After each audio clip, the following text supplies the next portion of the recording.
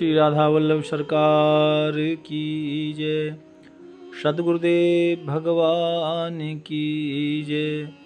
ना गुरुरधिकं तत्त्वं ना गुरुरधिकं तपः ना गुरुरधिकं ज्ञानं तस्मै श्री गुरुवे नमः।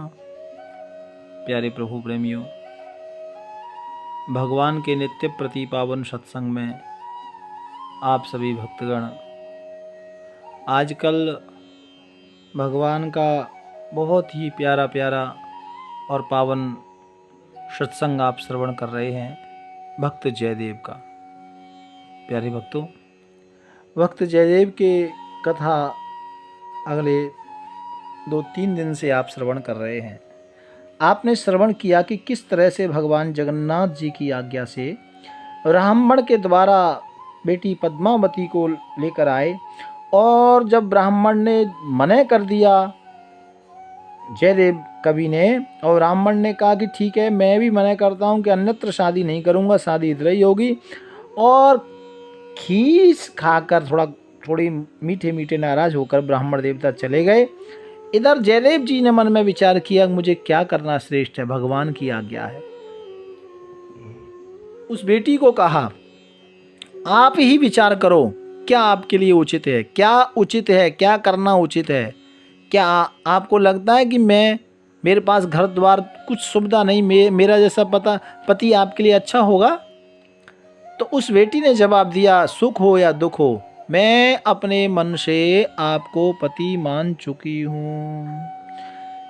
जानी जब भई तिया कियो प्रभु जोर मोह पे तो पे एक झोंपड़ी की छाया कर लीजिए। भई तब छाया श्याम सेवा पधराई लई नई, एक पोथी में बनाऊं मन कीजिए। भई जू प्रगट गीत सरस गोविंद जू को, मान में प्रसंग शीस मंडन सो दीजिए। वही एक पद मुख निकषत सोच परो, धरो कैसे जात लाल लिखो मत रीझिए। ओहो प्यारे भक्तों, बहुत ही सुंदर पावन है भक्त जयदेव देव। जब उस बिटिया यानी ब्राह्मण की बेटी पद्मावती ने कहा कि कुछ भी हो जाए, मैं तो इनको पति मान चुकी हूँ, मुझे तो ऐसा ही पति चाहिए, भजन करने वाला, जो भगवान को प्यार करता हो, मुझे तो यही चाहिए। प्यारे भक्तों, श्री पद्मावती जी ने भावपूर्ण निश्चय किया और कवि जयदेव जी को सामने कहा कि मैं आपको पति मान चुकी हूँ। तब भक्त जयदेव जी ने कहा कि भैया रे, ये तो उन्होंने जान लिया कि ये तो भगवान जगन्नाथ जी की ही जबरदस्ती हमारे ऊपर कृपा हो रही है। यानी एक भक्त भगवान से मिठी गल्लां करता है। वो कहते साडी इच्छा नहीं, ठीक है, आप तुसी अपने अधिकार का बल प्रयोग कर रहे हो और ठीक है करो, और अपने बल का प्रयोग करके आपने इस कन्या को भेजा और विवाह भी करा रहे हैं। तो लेकिन अब मैं अस्वीकार कैसे करूं, क्योंकि भगवान की ओर से जबरदस्ती हो रही है। अब तो ये हमारी जीवनी संगनी बन चुकी है, क्योंकि उस बेटी ने कहा कि मैं आपको पति मान चुकी हूं। तो अब यह उचित निर्वाह के लिए, अब क्योंकि भाई अभी तक तो ऐसे ही थे, तो बूटा के नीचे रह रहे थे, लेकिन अब शादी हो गई तो क्या करें, एक सुंदर झोंपड़ी का निर्माण किया। झोंपड़ी बनाकर थोड़ी छाया कर ली जाए।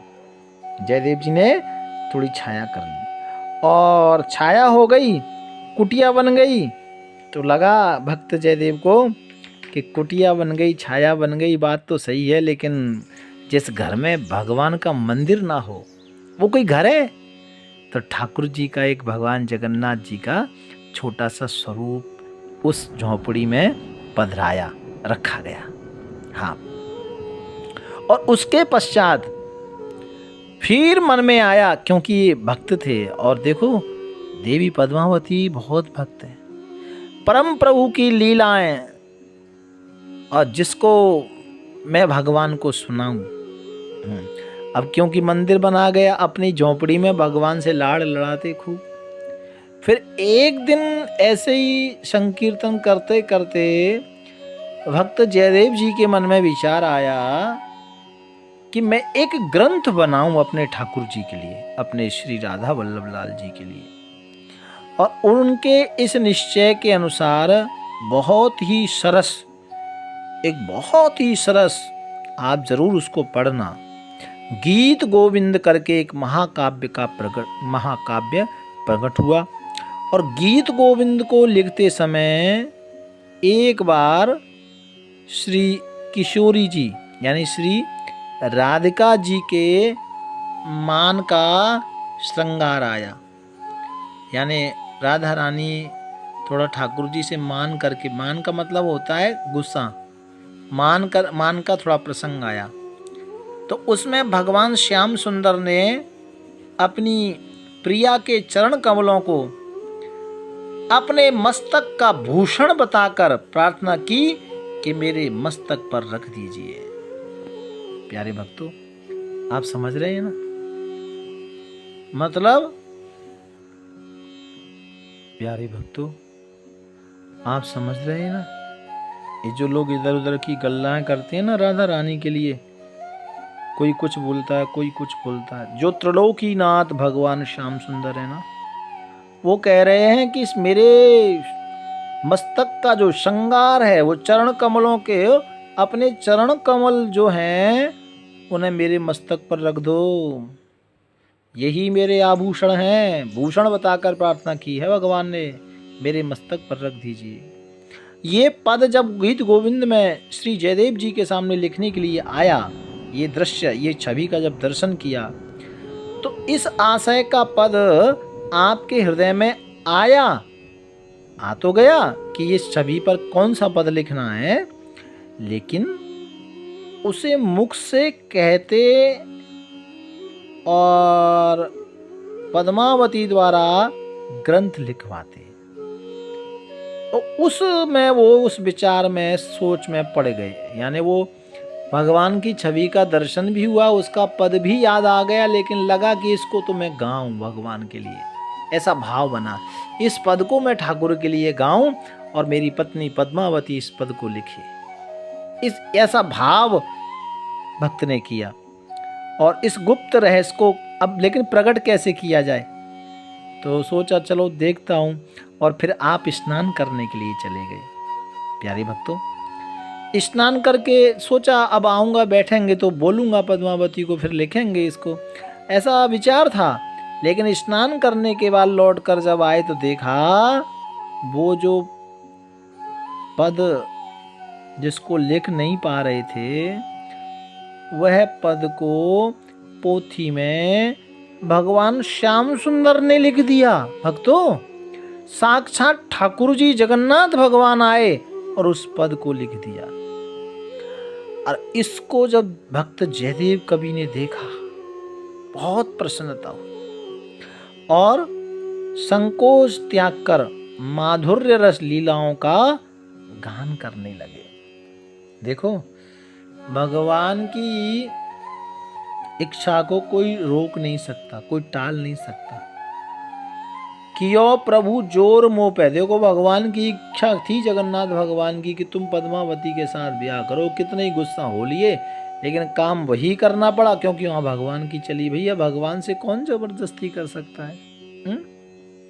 तो भगवान के आगे किसी की नहीं चाहिए, इसलिए कहा है हो ये सो राम रुचि राखा। इसलिए सब कुछ मेरे भाई, सब कुछ भगवान के ऊपर छोड़ के देखो तो सही, क्योंकि वैसे भी वही होने वाला है जो भगवान ने सोचा है। हमारे सोचने का क्या? भगवान की इच्छा को कोई टाल नहीं सकता। देखो, नारद जी ने कितनी तैयारी की, कितना सब कुछ किया, भगवान के पास चले गए, विवाह करने की इच्छा हुई है, भगवान को बता दिया और कहा कि मुझे आशीर्वाद दो, मेरा विवाह ठीक ठाक हो जाए। लेकिन भगवान की इच्छा कुछ और थी, वो बंदर वाला रूप दे दिया। तो देखो, भगवान की इच्छा को कोई टाल नहीं सकता। नारद जी का विवाह भगवान की इच्छा नहीं हुई, भगवान की इच्छा नहीं थी, इसलिए नहीं करने दिया, उसमें अड़ंगा लगा दिया, रोक दिया। और भगवान शंकर की इच्छा विवाह करने की नहीं थी, तब भगवान शंकर का विवाह माता पार्वती से करा दिया। ये है भगवान की लीला। राम कीन चाहे सोई होई, करे अन्यथा अस नहीं कोई। इस बात को आप समझ लो प्यारे भक्तों, जो भगवान करते हैं वही होता है। और फिर भगवान ने आकाशवाणी की, आकाशवाणी के द्वारा फिर आदेश दिया कि पद्मावती सती साध्वी गंगा के समान है। भक्त जयदेव को कि देखो इनको कहीं ऐसा ना लगे कि पंडित जी झूठ बोल के चले गए कि भगवान ने भेजा है। तो भगवान कह रहे हैं, स्वयं भगवान पद्मावती जयदेव जी की जो धर्म पत्नी है उनके बारे में स्वयं भगवान कह रहे हैं, देखो ये साधारण कोई नारी नहीं है, ये साध्वी है, गंगा के समान है। इसे माया रूपी नारी मत समझो, इसके स्वीकार करने से तुम्हारी भक्ति बढ़ेगी, घटेगी नहीं। और ऐसी भगवान ने आज्ञा दी, हे भक्तराज तुम परेशान ना हो, ये मेरी ही आज्ञा है। भगवत आज्ञा समझ करके फिर सहस भक्त जयदेव ने पद्मावती को अपना लिया, पत्नी स्वीकार कर लिया। भाव प्यार से राधे राधे।